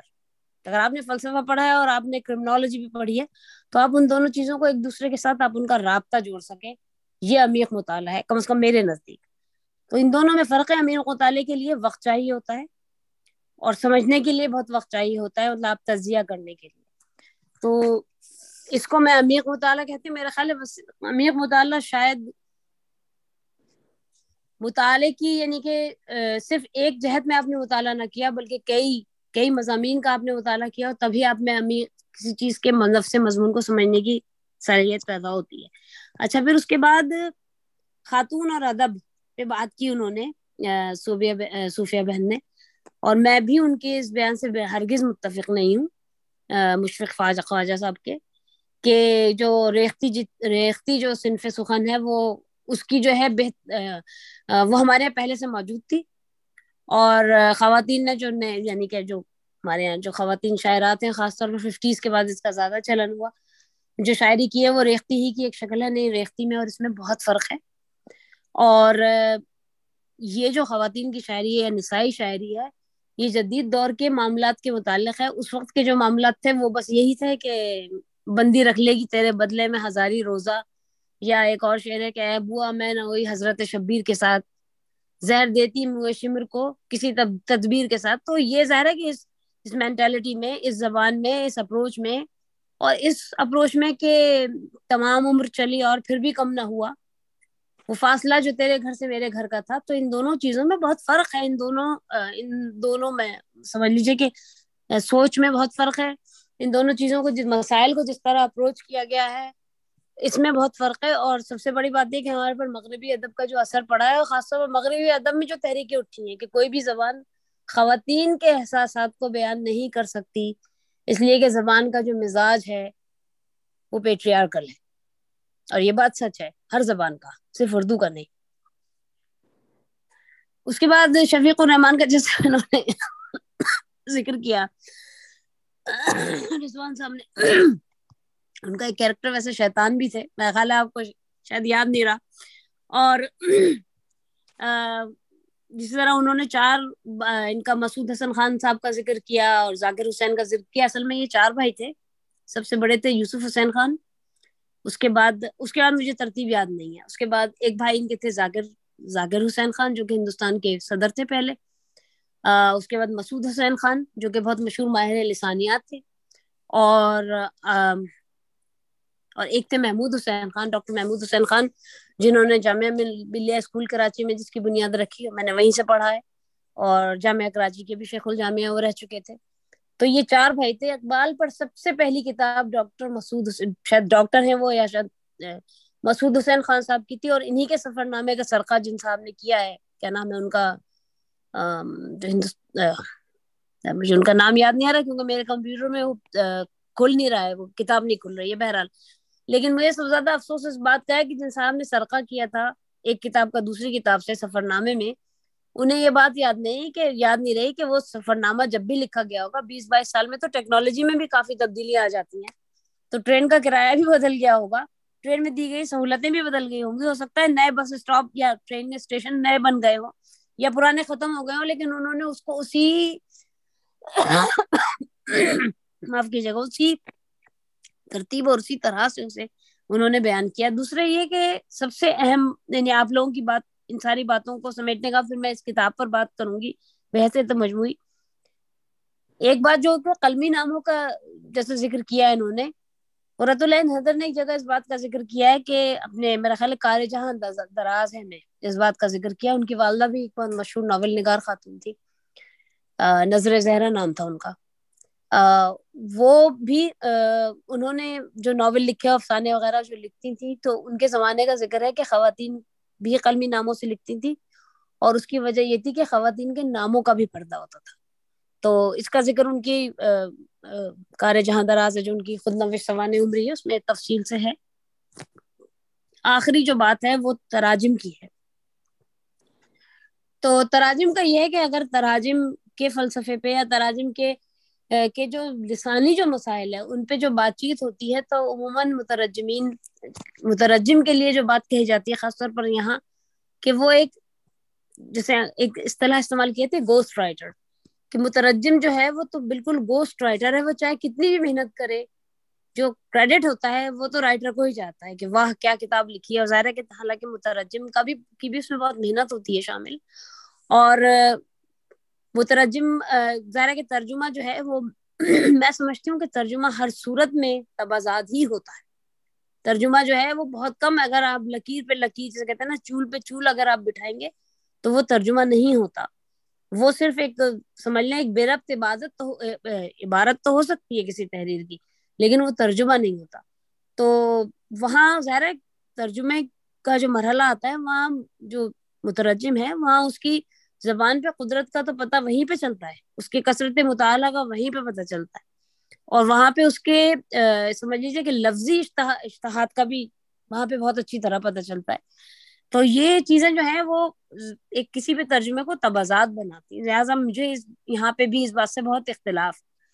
اچھا, اب تیسری بات جو میں نے اس کتاب میں نے نوٹ کی وہ یہ ہے کہ اس کتاب میں ایک تحقیق کی بھی غلطی ہے, اور وہ غلطی ہے, اور مجھے اتفاق کی بات ہے کہ میرے لیپ ٹاپ پہ وہ صفحہ نمبر, ظاہر ہے میں بہت دیر سے کوشش کروں گی میں اس کتاب کو کھول لوں, لیکن وہ نہیں, پتہ نہیں کیا چکر ہے کہ وہ لوڈ نہیں ہو رہی ہے وہ کتاب. صفحہ نمبر 327 پر ایک کتاب ایک شاعر ہیں ان کے, میرا خیال ہے یوسف بخاری شاید, ان کی کتاب ہے دامن یوسف, اس کا انہوں نے ذکر کیا ہے. انہوں نے اس پہ انہوں نے یعنی مشفق خواجہ کی کتاب ہے 327, اس میں انہوں نے دامن یوسف ایک کتاب ہے جو ان کے پاس تبصرے کے لیے آئی ہوگی, اس کا انہوں نے ذکر کیا, اور اس پہ انہوں نے ایک شعر ہے, اور اس شعر کو انہوں نے یوسف بخاری سے انہوں نے کہا ہے کہ یہ ان کا شعر ہے. یہ شعر میں آپ کو سنا دیتی ہوں. یہ شعر ہے, بیٹ کر جاتی ہے چڑیا فرق پر, عظمت آدم کا آئینہ ہوں میں. اور یہ انہوں نے کہا کہ یہ یوسف بخاری کا شعر ہے. اتفاق کی بات ہے کہ یہ شعر مجھے یاد تھا, اور یہ شعر مجھے اس لیے یاد تھا کہ میں نے اس کو جنگ میں, یہ غزل انور شعور کی کوئی 35 سال پہلے میرا خیال ہے چھپی ہوگی یا پتہ نہیں کب, اور میں نے یہ غزل پڑھی تھی, اور اس میں یہ لفظ, یہ جو شعر تھا وہ اس طرح تھا کہ بیٹ کر جاتی ہے چڑیا ٹانٹ پر, عظمت آدم کا آئینہ ہوں میں. بعد میں جب انہوں نے اپنا ایک مجموعہ ترتیب دیا, اور ان کا کلیات انہوں نے ترتیب دیا انور شعور نے, تو اس میں انہوں نے اس کو بدل دیا, بیت کر جاتی ہے چڑیا فرق پر, عظمت آدم کا آئینہ ہوں میں. اور یہ شعر چونکہ میرے پاس کلیات انور شعور بھی موجود تھی, تو یہ شعر کلیات انور شعور میں صفحہ نمبر 57 پر موجود ہے. میرے پاس جو ایڈیشن موجود ہے کلیات انور شعور کا, وہ رنگ ادب پبلیکیشن کا شائع کرتا ہے. تو مجھے نہیں پتا کہ انہوں نے اس یعنی دامن یوسف کو انہوں نے اجلت میں پڑھا یا کس طرح پڑھا, کیونکہ دامن یوسف بھی میں نے ریختہ پہ ڈھونڈ لی, اور دامن یوسف میں نے اس شعر کو پڑھ لیا, اور لیکن دامن یوسف میں جو بھی شاعر ہیں یوسف بخاری, انہوں نے کہیں یہ دعویٰ نہیں کیا کہ یہ شعر ان کا ہے, لیکن انہوں نے اس میں یہ سمجھ لیں جس ضمن میں شعر کا ذکر آیا ہے وہ یہ ہے کہ آج کل کے شعراء کس قدر بیوانی شاعری لکھ رہے ہیں, اور مطلب کوئی اچھی شاعری نہیں ہے. میرے پاس اتنا وقت نہیں تھا کہ میں اس کتاب کو پورا پڑھتی, تو مجھے پتہ چلتا کہ مزید مطلب اور کیا اس کا حوالہ ہے. تو یہ میں اس بات کی غلطی کی میں نشاندہی کرنا چاہوں گی کہ یہاں پہ مجھے نہیں پتا ان کے پاس کتنا وقت تھا کہ انہوں نے اس کتاب کو غور سے پڑھا یا نہیں پڑھا.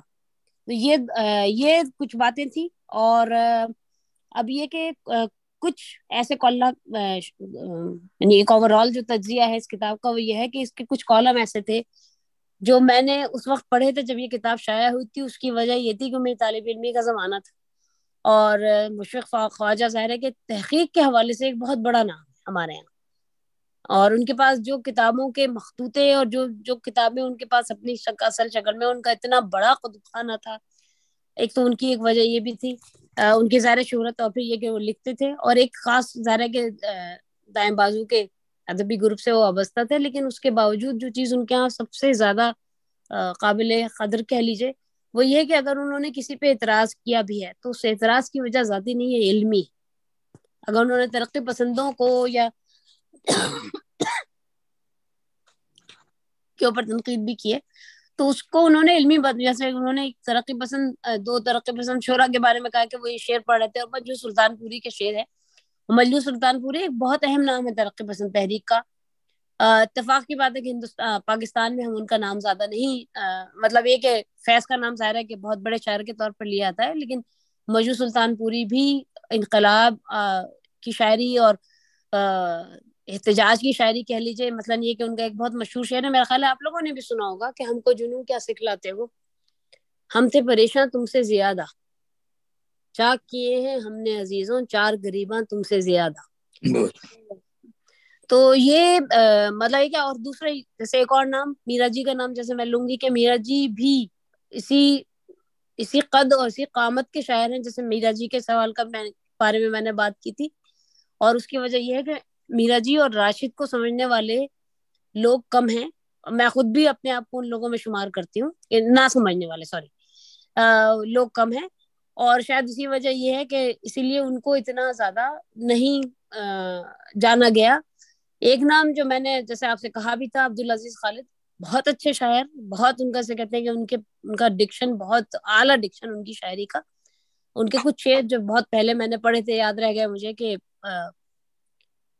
فنکار ہوا کار بیاں کے لیے پیدا، سیقل گریے فکر و نظر کام ہے اس کا، اللہ نے عہد اس سے لیا تھا دم میثاق، توہین بشر کو وہ کرے گا نہ گوارا. بس یہی 2 شعر یاد ہیں. میں نے کہا تھا کہ 5 شعر تو شاید کسی کو بھی یاد نہیں ہوں گے ان کے، لیکن یہ کہ وہ شاعر واقعی بہت اچھے ہیں. اور بہت سے ایسے افراد ہیں جو کہ ان کے دور کے. سب سے اہم بات یہ کہ یہ کتاب اس وقت کراچی کی جو ادبی فضا تھی، اس وقت اس فضا پہ جو لوگ چھائے ہوئے تھے، اور خاص طور پر ادبی فضا کا جو کلچر تھا، اس کو انہوں نے بہت اچھی طرح پیش کیا ہے. مطلب کراچی میں ایک بہت اہم حلقہ تھا قمر جمیل کا اور سلیم احمد کا، اور یہ 80s کی بات ہے. سلیم احمد کے انتقال سے ظاہر ہے کہ وہ سلسلہ ختم ہو گیا، لیکن ادبی مباحثوں کو اور ادبی سرگرمیوں کو، ان چیزوں کو جاری رکھنے میں ان کا بہت بڑا ہاتھ تھا سلیم احمد کا. اور یہاں قمر جمیل کا بہت آنا جانا تھا. تو جو لوگ کراچی میں اس وقت تھے اور ان سب چیزوں سے واقف تھے، وہ ساری صورتحال ظاہر ہے انہیں وہ ساری باتیں یاد آ گئی. اور اسی طرح اس میں جیسے بہت سے ایسے کالم تھے جو میرے پہلے سے پڑھے ہوئے تھے. اتفاق کی بات ہے اس میں کچھ پروگراموں کا جیسے انہوں نے ذکر کیا ہے، انتظار حسین جس پروگرام میں مدعو تھے، پروین شاکر تھی، اس میں کشور بنائی تھی، وہ پروگرام بھی مجھے یاد ہے. ٹیلی ویژن پہ نشر ہوا تھا پروگرام، اور اس میں پروین شاکر نے بات کہی تھی، میرے لیے مشہور تھا کہ مجھے میرے نانا لکھ کے دیتے ہیں. تو یہ ساری باتیں جو تھیں اسی دن اور اسی وقت ہوتی تھیں. چونکہ یہ کالموں کا مجموعہ تھا، اس لیے ظاہر ہے کہ ان کے اوپر ریئیکشن ظاہر کرنا یا ان پہ فوراً بات کرنا بہت ضروری ہوتا ہے، ورنہ یہ کہ پھر بات ظاہر ہے بھول بھال جاتے ہیں لوگ. تو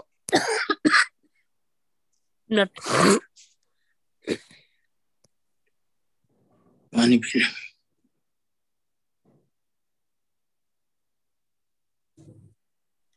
یہ سمجھتی ہوں کہ مشفق خواجہ کا جو تنقید میں جو ان کا نقطہ نظر ہے وہ علمیت پہ بیسڈ ہے. وہ اس میں یقین نظریاتی جھکاؤ بھی شامل ہے، لیکن جن چیزوں پہ انہوں نے تنقید کی وہ بڑی یا اعتراضات کی ہیں، وہ بہت ٹھوس اس کی بنیادیں ہیں. ان کی بنیادیں ذاتی پسند و ناپسند نہیں ہیں. تو اس لحاظ سے ان کی رائے کو ہمیشہ اہمیت بھی دی گئی. اس کے علاوہ میرے ذہن میں 2-3 باتیں اور بھی تھیں.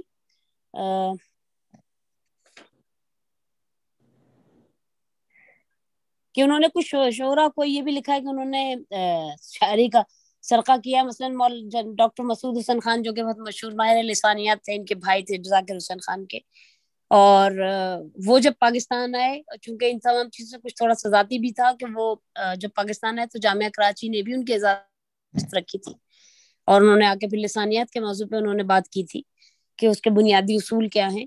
تو یہ سب چیزیں جو تھیں شاید اس کی وجہ یہ تھی. سب چیز کچھ کالمز ایسے بھی سمجھ لیجیے جیسے اپنی ذاتی یادیں بھی کہہ لیں کہ وابستہ ہیں، لیکن باقی تمام چیزیں جیسے کشور ناہید کے بارے میں ان کا رویہ یا خواتین شاعرات کے بارے میں ان کا رویہ مجھے ظاہر کچھ معاندانہ نظر آیا. اور اس کی وجہ شاید یہ بھی تھی کہ ہمارے یہاں اردو میں ظاہر ہے کہ اس طرح کے اظہار کو پسند نہیں کیا جاتا، یا یہ کہ اسے اتنا معیاری نہیں سمجھا جاتا. کیونکہ یہ میں نہیں کہوں گی کہ کیونکہ اسے خاتون لکھ رہی ہیں یا چونکہ اسے خاتون نہیں لکھ رہی، دونوں طرح جو ہے وہ مسئلہ ہے کہ اگر کسی چیز کو خاتون لکھیں تو اس کی کیا قدر و قیمت ہوگی، اور مطلب یا تو اسے بہت زیادہ اس کو سراہا دیا جائے گا کیونکہ اسے خاتون نے لکھا ہے، اور چونکہ خواتین پہ بڑا جسے کہتے ہیں کہ ایک مفروضہ کہہ لیجیے، مفروضہ کیا یعنی ایک بات کہی جاتی ہے کہ بڑا انہیں بہت عرصے تک ان کی صلاحیتوں کو بند کر کے اور دبا کے رکھا گیا ہے، لہٰذا ان کی حوصلہ افزائی کرنی چاہیے چاہے وہ تحریر تیسرے درجے کی بھی نہ ہو.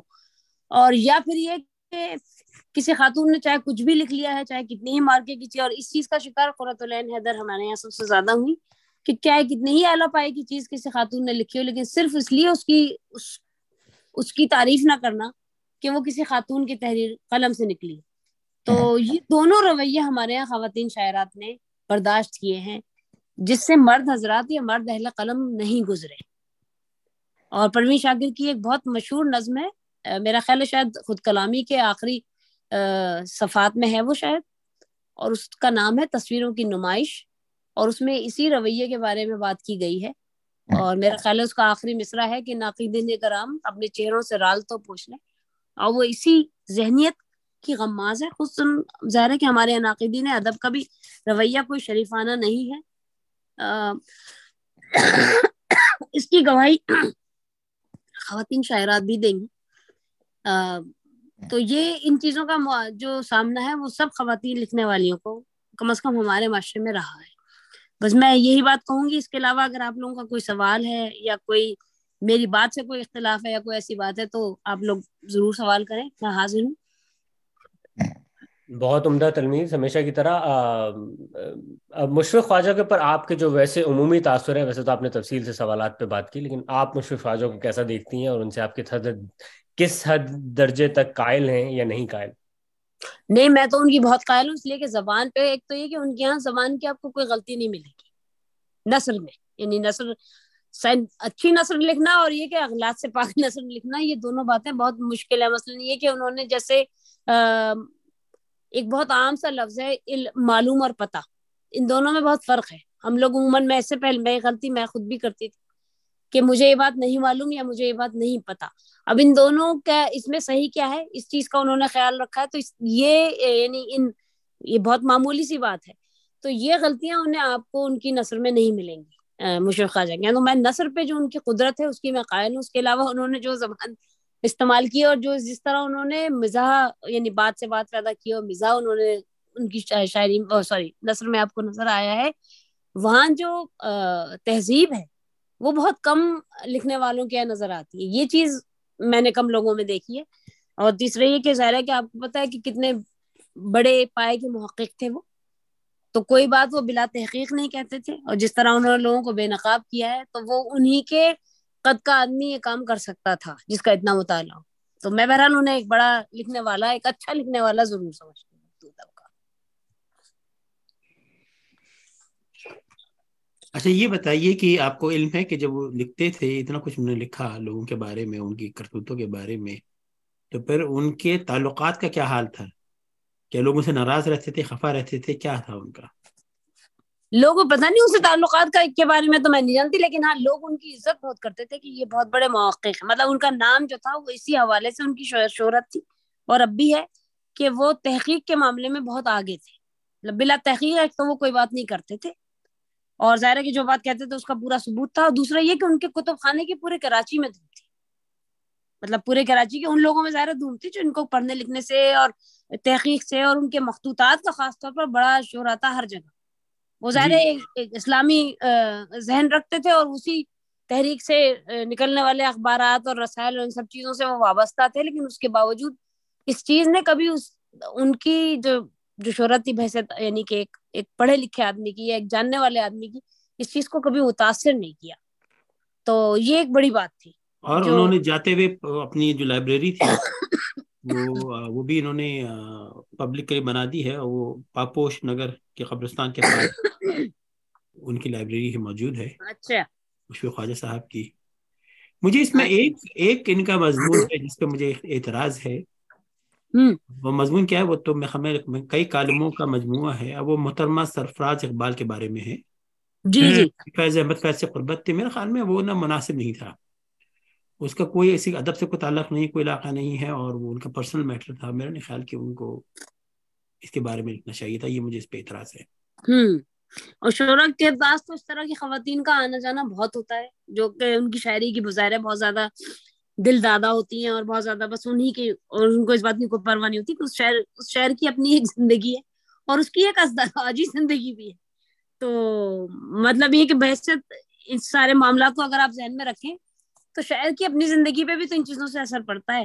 اس میں جو ہے نا مجھے لگ رہا تھا جیسے یلو جرنلزم کی آ رہی تھی. تو یہ جو ہے نا میں اس پہ اعتراض کروں گا کہ یہ مجھے پسند نہیں آیا ان کا نا پورا جو تھا. یا ایک کم از کم نام بدل سکتے تھے ان کا اگر اسی نام سے لکھا ہے تو غلط لکھا ہے، لیکن نام ہی بدل دیتے کم از کم. جی جی جی. چلے ہمارا کیا آج کا سلسلہ پہ ختم ہو گیا، پروگرام ختم کرتے ہیں اور دوسری بات کر لیں. کوئی ایک سوال بھی ہے. تنویر فاطمہ برنی صاحبہ نے بڑا اچھا، بہت ہی اچھا معلوماتی کہا اور جناب دوسری خاتون نے بھی، صفیہ بہن نے بھی. میرا ایک سوال ہے کہ کتنے دن تک لوگوں کو یا یہ جن کے بارے میں لکھا جاتا تھا ان کو پتہ نہیں تھا کہ مشفق خواجہ یہ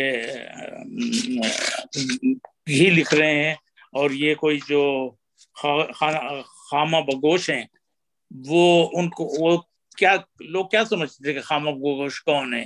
کتنے عرصے تک انہیں پتہ نہیں تھا؟ یہ کچھ سوال ہے. یہ تو میرے علم میں نہیں ہے، لیکن مجھے یہ علم تھا کہ خامہ مشفق خواجہ کا قلمی نام جو ہے وہ خامہ بگوش ہے. اور میرا خیال ہے انہوں نے، مجھے اب یاد نہیں کس شاعر کا مصرع ہے، لیکن ہے مشہور مصرع کہ اگر میں ٹھیک سے شاید مجھے یاد نہ ہو کہ صبح ہوئی تو کان پر رکھ کر قلم نکلے، بہت مجھے نہیں کہ کس کا ہے یہ مصرع. تو اب یہ کہ خامہ بگوش شاید انہوں نے وہیں سے لیا ہے، کہاں سے لیا ہے تو لیکن ہوتا ہے، اور بگوش کا مطلب کان پہ رکھنے کا. یہ ہاں، تو کان پہ رکھا ہوا قلم. تو یہ لیکن یہ میرے نہیں کہ لوگوں کو علم تھا. میرا خیال ہے کہ کم از کم میرے علم میں تو یہ بات تھی کہ مشفق خواجہ ہی ہیں جو خامہ بگوش کے نام سے پتہ لگتا تھا. شروع میں بہت عرصے تک لوگوں کو پتہ نہیں، ڈھونڈتے پھرتے. جی انہوں نے میرا خیال ہے اس بات پہ کوئی زور نہیں دیا کہ وہ بہت گمنام رہ کے لکھیں. جی ہاں، ان کی تحریر سے تو لوگوں کو پتہ چل ہی جاتا تھا کہ. اور ایک مجھے اجازت دیجیے کہ میں آپ کو یہ اس محفل میں چونکہ پہلی مرتبہ شرکت کی ہے تو بہت ہی مجھے مزہ آیا، لطف آیا، معلوماتی، اور بہت میں اس محفل سے حاصل کر کے اٹھ رہا ہوں. تو بہت شکریہ، ضرور آؤں گا. اور ایک اور کئی محفلیں اٹینڈ کی شکاگو میں ہوتی رہتی تھیں، مگر یہاں اتنا نظم ضبط اور اتنی معلومات مجھے آج سے پہلے کہیں نہیں ہوئی. میں بلا تکلف یہ کہہ سکتا ہوں، اور یہ منہ پر تعریف کرنے کے زمرے میں نہیں ہے، حقیقت بیان کر. اچھا، شکریہ، بہت بہت شکریہ پسند کرنے کا. بشیر صاحب ہمیں بہت خوشی ہوگی کہ آپ ہمارے ساتھ آتے ہیں ہمارے محفلوں میں. اچھا، تو ہم پروگرام ختم کر دیں ترمیز بھائی؟ دوسری بات جی